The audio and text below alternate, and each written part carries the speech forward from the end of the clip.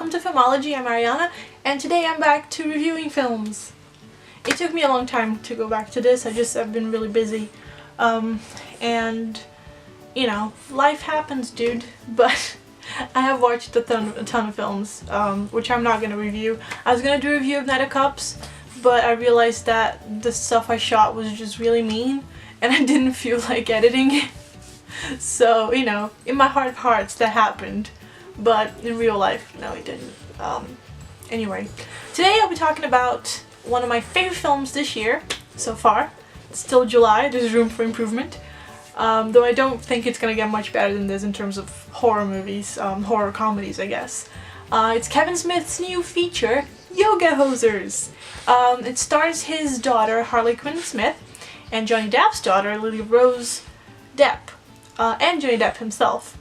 Not gonna get into the Johnny Depp business because honestly, do not want his whole stuff to diminish my enjoyment of this film, because it was a great enjoyment. So let's talk about Yoga Hosers. I'm gonna sum up the film real quick right now. Yoga Hosers is about two teenage girls called Colleen and Colleen. They're Canadian high schoolers, and they're both played by Harley Quinn and Lily Rose. And I'm very familiar, so I don't need to say their last names. I have actually met Harley Quinn, and she's very sweet. She's very young, but she's very sweet, and she's really nice, and her dad is awesome, and I'm gonna put a picture of me with Kevin Smith right here. It's great. Anyway, so it's about these two high school girls who work in a convenience store that's owned by Lily Rose's dad, who's played by Tony Hale.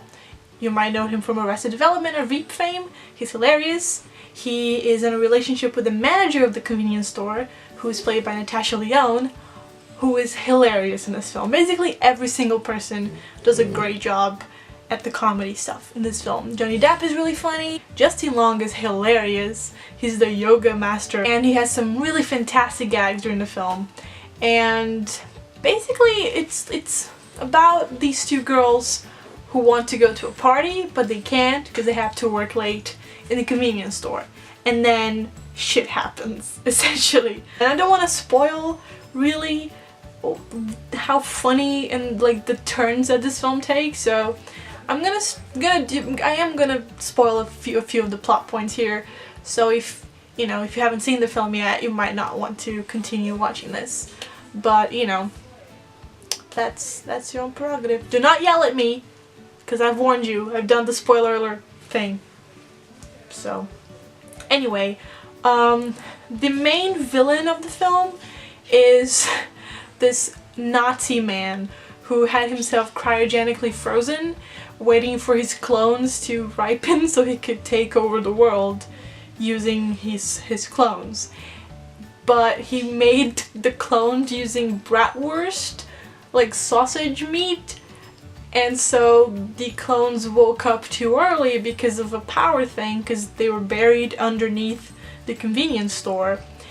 There was a power cut because the girls have a band, so the fuses broke, and they woke up too early, and they were like tiny little sausage monsters that during the film we called Bratsies, which I think is a fantastic name for sausage monsters who are also Nazis. So yeah, so that's basically like the evil plot, and it's about these girls dealing with it, also dealing with the fact that the boys they had a crush on were stupid, and with, you know, hating the dad who made them work even though they were supposed to, and being bored out of their minds working in a convenience store. So there's like a bunch of really fun Kevin Smith elements, like the classic bored convenience store clerks from Clerks 2, and really just like a bunch of really fun tropes, like the very cool way that they talk. It's almost like they're like proto Diablo Cody characters, but you know, they talk in like really normal average teenage girl lingo. They say a lot of slang, and they're on Instagram all the time, and they're texting each other, and it's kind of like a celebration of teenage girl culture, and I really appreciate that, you know, because so much of culture is about putting teenage girls down, and this film is like, yeah, teenage girls are awesome, and they defeat the Bratzy monsters using yoga and their own awesome brains. So I think that's a really interesting part of the film. I think Kevin Smith himself said that the reason why he chose to make these girls heroines is because he always took his daughter to see films, and they're always like Iron Man and Superman and Spider-Man and whatever man, and they were like heroes that girls could identify with. Even if you had these heroes in the films like Black Widow and whatnot, they aren't like leading the film. They aren't a main part of the film. They are supporting characters, and these two girls, they're like the girls, and they're badass and they kick some serious butt, and all at once they like their mobile phones, and they want to do their hair, and they want to look cute, and they're never shamed for it because it's just part of what they do. So I think that's really cool, and I really appreciate that. Even though when I was a teenage girl, I totally looked down on that kind of stuff, but as I grew older, I realized that that was like some sort of internalized misogyny, and now I'm like, yeah, teenage girls, you should love yourselves, it's great.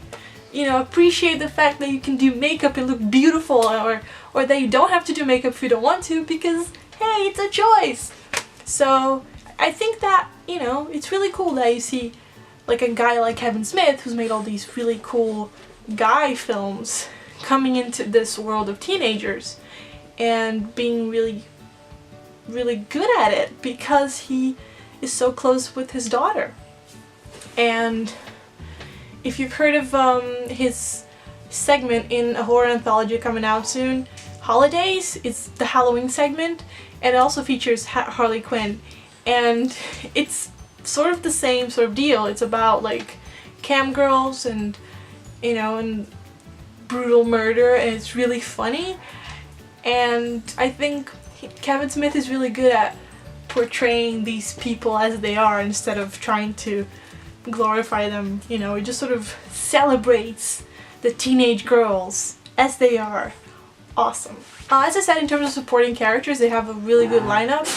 Some fantastic actors, and this guy who played the main Nazi man, I don't remember his name, sorry. He's a character actor, so I don't think that like people know him a lot, but he's really funny. He has some fantastic impressions, and he's just a really cool guy. But really, I think the best supporting act in the film was probably Johnny Depp. He works close, like he spends more time than the other supporting actors, and he has some really fun, there's like some really fun visual gags on him, which are really funny, and I think that's probably the most he cared in a film in a very long time, so that's cool. Looks like he cares. It looks like he wants to be there, you know, and he has really good banter with his daughter and with Harley Quinn. It's just generally really good. It seems like it was a fun shoot, like just a bunch of friends doing fun things and kicking some sausage butt. And speaking of sausages, the CGI was very B-movie. Like, it looks like a B-movie. It's excellent. It just looks terrible. It's great. It just looks so shitty. But it's kind of endearing. It's like an endearing type of shitty that comes from like a film being low budget and not wanting to spend too much time working on that when you don't have to. You know, it's like, it's just enough that it gets the job done of conveying what it needs to be conveyed, but at the same time, it looks terrible. I love it. It just looks so bad. We just did the scene of all the Bratzies like running around the convenience store and the girls running after them with like broomsticks and stuff. It's just great. It's so funny. It's not broomsticks. It's hockey clubs, yoga hosers. So yeah, it's just a really fun film. It's like the most fun I've had in the cinema in a very, very long time. And I think, but also at the same time, it's probably not for everyone. I don't think that every person would enjoy this film. Definitely it has its audience.